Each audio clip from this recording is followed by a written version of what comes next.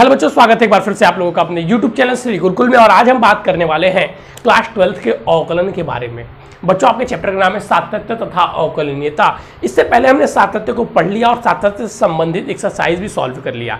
अब बच्चा होगा बच्चे अवकलन। सातत्य को हमने बहुत ही सरल शब्दों में पढ़ा। बच्चे सातत्य से परेशान रहते थे, लेकिन जिस प्रकार हमने सातत्य को बहुत ही आसानी से समझ लिया बच्चों, उसी प्रकार हम लोग अवकलन को बहुत आसानी से समझेंगे।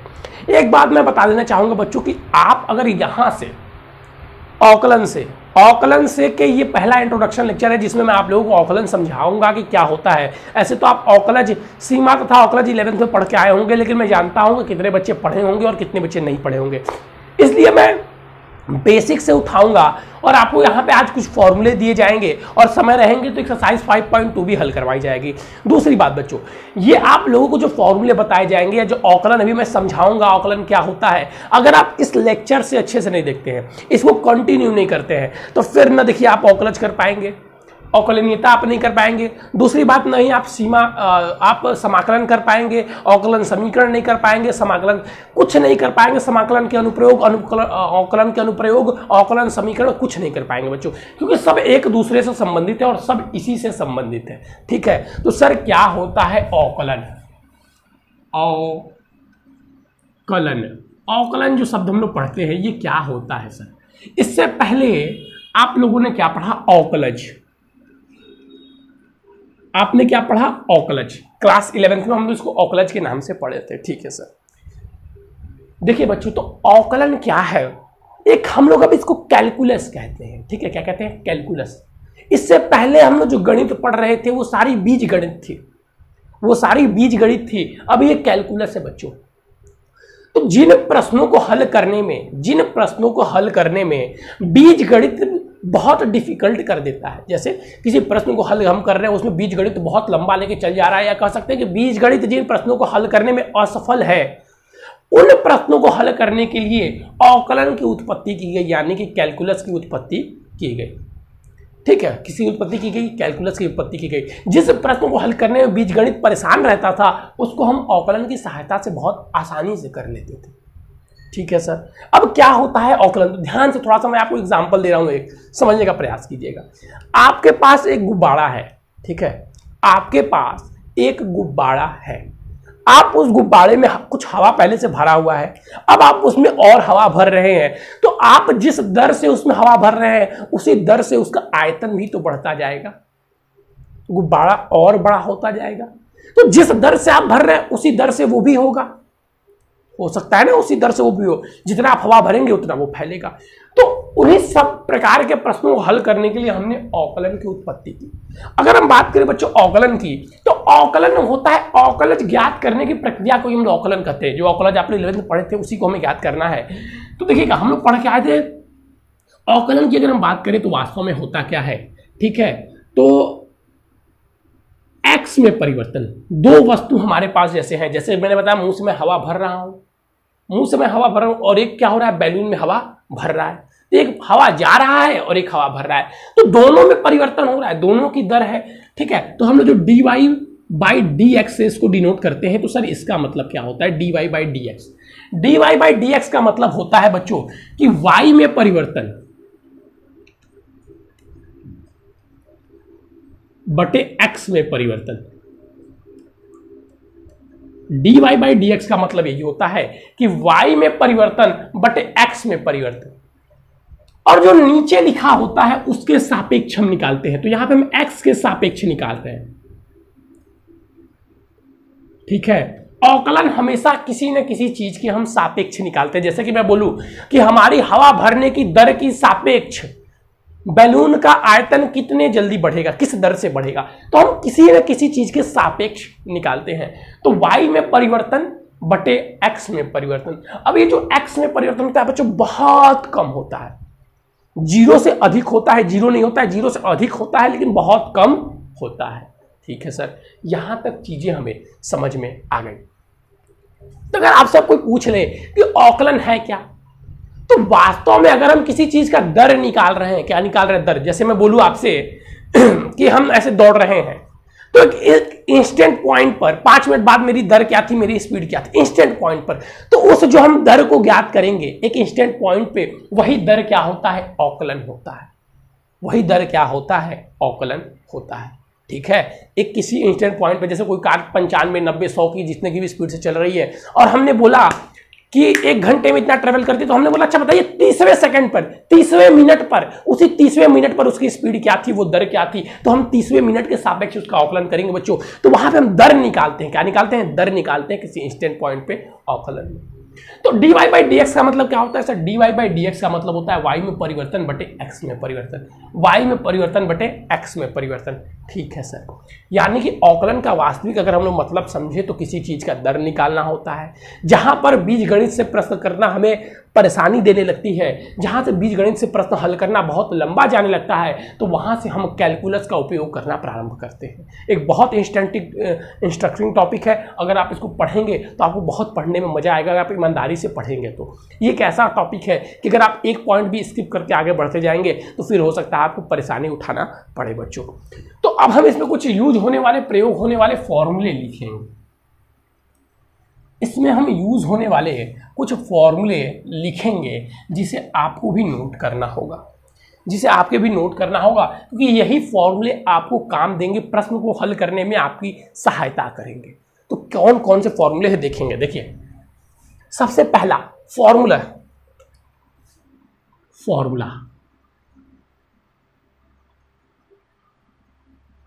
किसके लिए भाई, तो सर अवकलन के लिए, अवकलन के लिए फॉर्मूला है। सबसे पहला, अगर x के पावर n है, क्या है, x के पावर n है, अगर हम इसका y के x के सापेक्ष अवकलन करते हैं, यानी कि dy बाई डी एक्स, अगर हम dy by D by d x, अगर हम इसका x, सॉरी गलत लिख दिया मैंने, थोड़ा सा मुझे टाइम दीजिए, वो साथ में लिख दिया ना, वहां साथ में लिखना ठीक नहीं है। अगर मैं इसका x के सापेक्ष अवकलन करूं, तो सर अवकलन मतलब x के सापेक्ष अवकलन मतलब इसका परिवर्तन, तो परिवर्तन मतलब d अपॉन में dx, x n का परिवर्तन बटे x dx का परिवर्तन। तो ये क्या आएगा सर, तो ये आएगा बच्चों, इसको अगर हमको हल करना है, जैसे ऐसा हमको कुछ दिया हुआ है कि x के पावर 5 है, y के पावर 5 है, y के पावर 6 है, इसका अवकलन ज्ञात कीजिए। तो इसके अवकलन ज्ञात करने का बहुत सिंपल फॉर्मूला होता है कि इसके जो पावर में रहता है, इसके जो पावर में रहता है, इसको हम कहाँ लेके आ जाते हैं, आगे लेके आ जाते हैं। n को मल्टीप्लाई में ला देंगे, n को यहाँ पे ला देंगे, और फिर बच्चों x के पावर n माइनस 1, x के जो पावर में रहेगा उसमें से एक घटा देंगे। अगर हमसे कोई बोले कि x के पावर n का अवकलन करो, क्या बोले, अगर हमसे कोई कि x के पावर n का अवकलन करो, तो n को हम क्या ला देंगे, n को हम नीचे यहाँ पे ला देंगे, और फिर x के पावर n में से एक घटा देंगे, तो ये उसका अवकलन निकल आएगा बच्चों। वो उसका क्या निकल आएगा, वो उसका अवकलन निकल आएगा। अब कुछ बच्चे फिर यहाँ पे परेशान होते हैं, देखिएगा, x का अगर आपसे अवकलन करने के लिए बोला जाए, मान लीजिए यहाँ पे आपसे x का अवकलन करने के लिए बोला जाए, अब क्या करेंगे सर, यही फॉर्मूला अपनाएंगे, यही फॉर्मूला अपनाएंगे। कैसे, x के पावर कुछ नहीं तो इसका मतलब क्या होता है 1, तो 1 इंटू में x के पावर 1 में से क्या घटा देंगे 1, तो ये क्या आता है x के पावर सर 1 इंटू एक्स के पावर 0, और किसी भी चीज़ के पावर 0 हो तो मान 1 होता है। यानी कि बच्चों अगर कोई वस्तु अकेली है और हमें उसी के सापेक्ष उसका अवकलन करना है तो मान क्या आएगा, 1 आएगा। इसको आप याद कर लीजिएगा। मैंने आपको इस तरीके से हल करके समझाया कि ये आता कैसे है, ठीक है, लेकिन हमें क्या याद करना है, डायरेक्ट 1 याद करना है कि अगर x का अवकलन हम करते हैं केवल, या हम केवल y का अवकलन y के सापेक्ष करते हैं, या x का अवकलन x के सापेक्ष करते हैं, याद रखिएगा उसी के सापेक्ष भी करना होगा। यहाँ पे हमने x का अवकलन x के सापेक्ष किया है, y का अवकलन y के सापेक्ष करेंगे तो 1 आएगा, z का अवकलन z के सापेक्ष करेंगे तो 1 आएगा। तो ये चीजें हमें याद रखनी है बच्चों, ठीक है। तो यहाँ पे भी हम क्या कर रहे हैं, x के सापेक्ष x का अवकलन कर रहे हैं, ठीक है सर। यहाँ तक चीजें हमें समझ में आ रही हैं, बहुत बढ़िया। अगर आपको यहाँ तक चीज़ें समझ में आ रही हैं, ये फॉर्मूला याद हो गया कि अगर x के पावर n है उसका अवकलन हमें करना है तो सर हो जाएगा n x के पावर n माइनस 1, और अगर d x है और x का हम अवकलन करेंगे तो सर x का अवकलन x के सापेक्ष करेंगे तो सर उसका मान 1 आएगा। बहुत बढ़िया। 2 फॉर्मूले मुझे लगता है कि आपको पहले से भी याद हो। फॉर्मूले तो देखिए बच्चों इसमें बहुत है। फॉर्मूले इसमें बहुत है, लेकिन हमें क्या याद करना है, हम धीरे धीरे याद करेंगे। अभी मैं आपको कुछ आज फॉर्मूले बताऊंगा, फिर जैसे हम कुछ एक्सरसाइज सॉल्व करेंगे, फिर जैसे आगे के फॉर्मूले के प्रयोग आने लगेंगे, हम और आगे के फॉर्मूले याद करेंगे।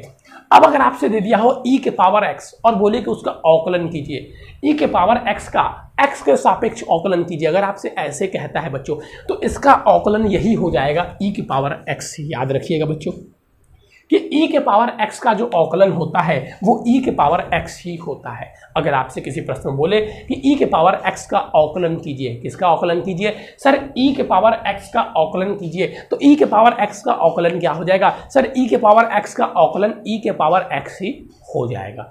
ठीक है, e के पावर x का अवकलन e के पावर x ही हो जाएगा। यहाँ पे मैं पॉइंट भी लिख देता हूँ, ये फर्स्ट है आपका, सेकेंड, थर्ड। फोर्थ की अगर बात की जाए तो देखिएगा, फोर्थ वाला थोड़ा सा आपको समझना होगा। अगर आपसे कोई बोले यहाँ पे e के पावर x है तो कंफ्यूज मत होइएगा, बस e के पावर x के लिए ये फॉर्मूला सही रहेगा। अब बोले मैं कि a के पावर अगर x है और इसका आप x के सापेक्ष अवकलन कर रहे हैं तो क्या आएगा। a के पावर x है और उसका अगर आप x के सापेक्ष अवकलन कर रहे हैं तो क्या आएगा, बताइए।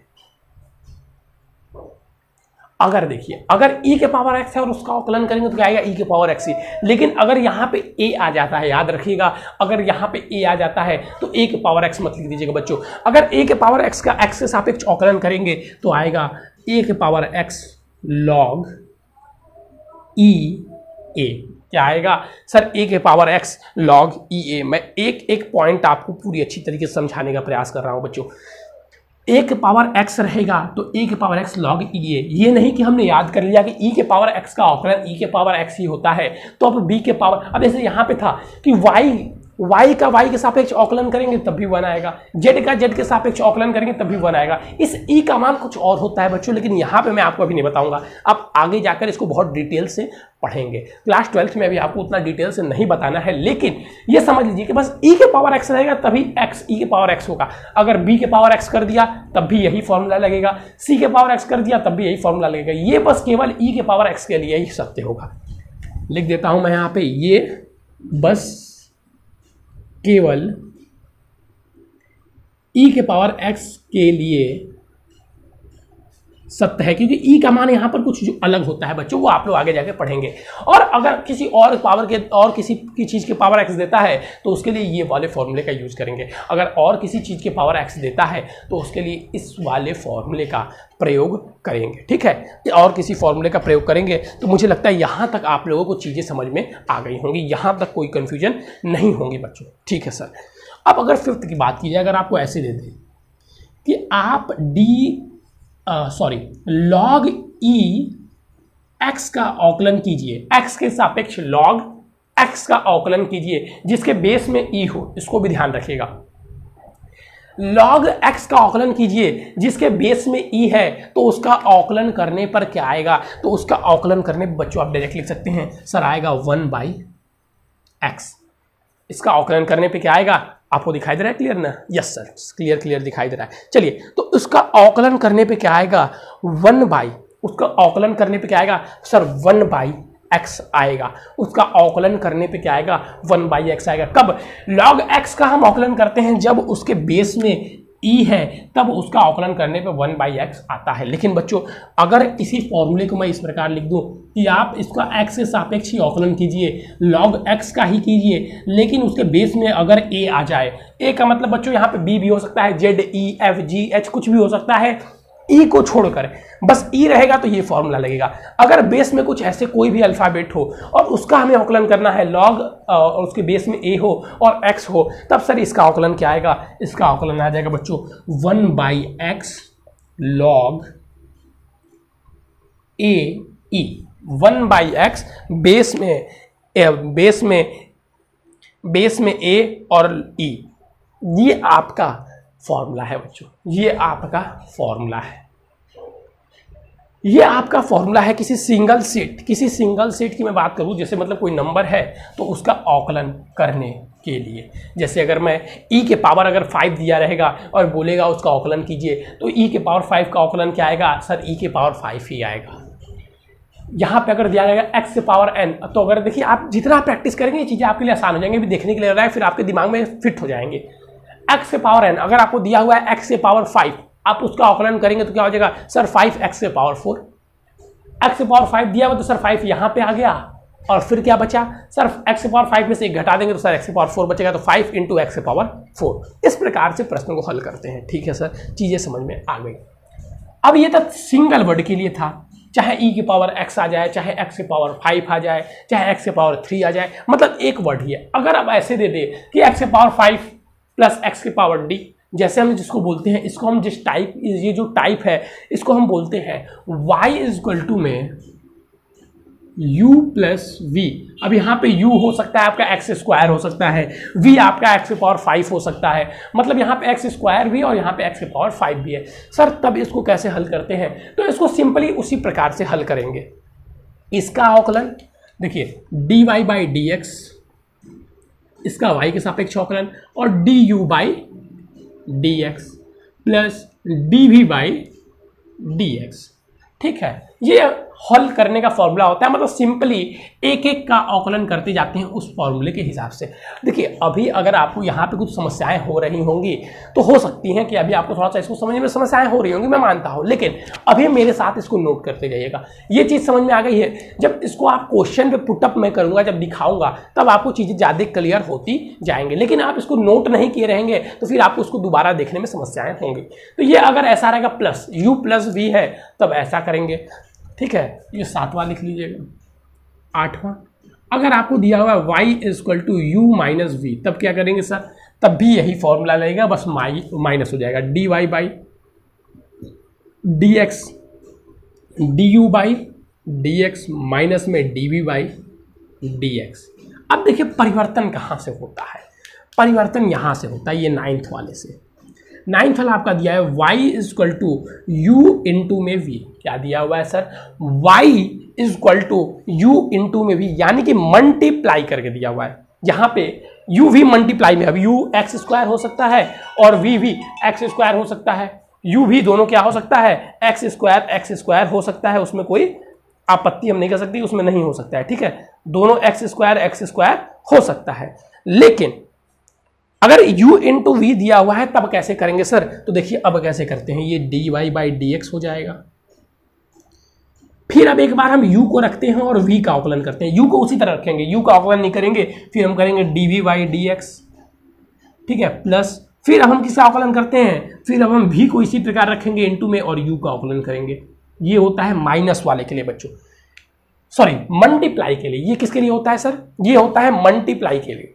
जब मल्टीप्लाई में रहेगा तो हम v को इसी प्रकार रखेंगे, u को इसी प्रकार रखेंगे, पहले v का आकलन करेंगे, फिर v को मल्टीप्लाई में रखेंगे और u का आकलन करेंगे। ठीक है सर, ठीक है। चलिए अब अगर 10th वाले की बात की जाए तो 10th वाला आपका फॉर्मूला होता है y इक्वल टू में u by v, y equal to में u बाई v, यानी कि u डिवाइड कर रहा है v को। अगर ऐसी परिस्थिति बनती है तब इसके लिए जो फॉर्मूला लगता है बच्चों dy by d x equal to में, अब ऊपर वाले को मल्टीप्लाई में ऐसे ही रखिए और ऊपर वाले का आकलन कर दीजिए du बाई डी एक्स, फिर बच्चों माइनस लगाइए, u को इसी प्रकार रखिए मल्टीप्लाई में और v का आकलन कर दीजिए d बाई डी एक्स, और अपॉन में जो नीचे था डिवाइड में, जो नीचे डिवाइड में था इसका हम स्क्वायर रख देंगे, v का स्क्वायर। फिर हम लोग क्या करेंगे, अपॉन में v का स्क्वायर, जो चीजें डिवाइड कर रही थी, जो चीजें बटे में थी, हम उसका क्या करेंगे सर, हम उसका स्क्वायर कर देंगे, यानी कि हम इसका स्क्वायर कर देंगे, इसका हम v का स्क्वायर कर देंगे। ठीक है सर, बस कीजिए, आज के लिए बस इतने ही फॉर्मूले काफ़ी है। नहीं बच्चों, इतने ही फॉर्मूले नहीं काफ़ी है, क्योंकि जब मैं फर्स्ट एक्सरसाइज पढ़ाऊंगा तो उसमें आपको कुछ फॉर्मूले और चाहिए। तो अब आपको चाहिए ट्रिग्नोमेट्री से रिलेटेड, जो हमारे साइन कॉस थीटा है उनसे रिलेटेड फॉर्मूले चाहिए, तो उनको थोड़ा सा देख लीजिएगा। बस अब ज़्यादा नहीं, बस एक ब्लैक बोर्ड का फॉर्मूला लिखाऊंगा और कुछ नहीं। अगर दिया हुआ है बच्चों y इक्वल टू में साइन x, तो इसका अगर हम लोग आकलन करेंगे तो क्या आ जाएगा sir ji, dy by d x करते हैं अगर हम इसका आकलन तो आ जाएगा sir ji cos x। Sine x का आकलन क्या होता है बच्चों, cos x। साइन x का आकलन क्या होता है सर, साइन x का आकलन होता है cos x। फिर इसी प्रकार अगर आपसे मैं बोलूं कि दिया हुआ है आपको cos x का आकलन क्या होगा, cos x, y बराबर अगर cos x हो तो क्या होगा, तो सर cos x का हो जाएगा dy by d x equal to minus sine x। cos x का क्या हो जाएगा सर, cos x का minus sine x। cos x का क्या हो जाएगा सर, cos x का माइनस साइन x हो जाएगा। बिल्कुल बढ़िया बच्चों, बहुत बढ़िया। इतनी चीजें अगर आपको समझ में आ रही हैं तो समझ जाइए कि आपको चीजें समझ में आ रही हैं। फिर अगर सर बात करें हम सर tan x का क्या हो जाएगा, y बराबर में tan x। तो बच्चों y बराबर में अगर tan x है और tan x का हम अवकलन करते हैं, अगर हम डायरेक्ट भी लिखना चाहें तो रुकिए मैं डायरेक्ट लिख रहा हूं, इस तरीके से आप मत लिखिए। इस तरीके से आप लिखेंगे तो फिर आपको थोड़ा सा कंफ्यूजन होगा कि y सर क्यों लिख दे रहे हैं। यहाँ पे तो y लिखना जरूरी था क्योंकि वो इक्वेशन टाइप में था। यहाँ पे आप डायरेक्ट लिखिए, जैसे 11th वाला है तो dy by d x sine x. 12th वाला लिख लीजिए dy by d x cos x. फिर 13 लिख लीजिए d by d x tan x.